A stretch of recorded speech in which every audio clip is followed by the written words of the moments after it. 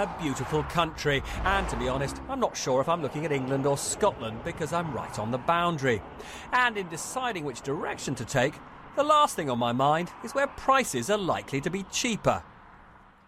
This is a national border, but it's not an economic border.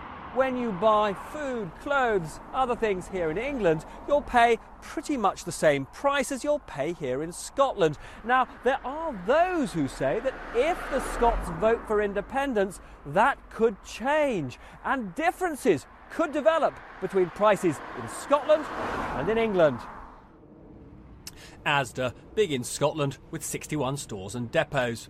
Its boss Andy Clark said if Scotland went independent, its business would become more complex and costs would increase. The implication was that prices charged to customers would also rise.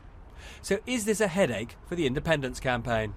This is one of the scare stories of the No campaign that has been shot down, by Tesco last week. People know that they travel all over the world. Scotland is a rich, wealthy country, and there's no reason why shop prices will go up in an independent Scotland. And it's these kind of scare stories, insulting people's intelligence, I think, that is one of the factors behind the growing support for Yes. Now, as it happens, I've learned that the Prime Minister has, in the past 24 hours, been putting pressure on supermarket bosses to say how prices would rise in an independent Scotland. So is this all a scare story? Well, not according to a former Sainsbury's boss.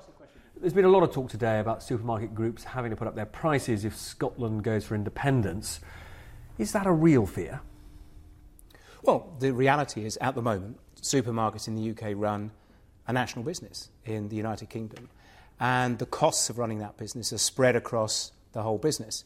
But it is more expensive to do business in Scotland today. Business rates are higher, distribution costs are higher. So if Scotland was to be an independent country today, with businesses run separately in Scotland, as inevitably will be the case if it was a separate country, yes, prices would be higher. Shoppers in Glasgow, are they worried?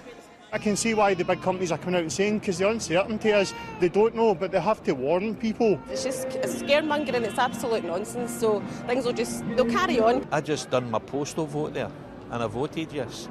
But with everything else happening, I'm new. Did I do the right thing? A river separating England from Scotland.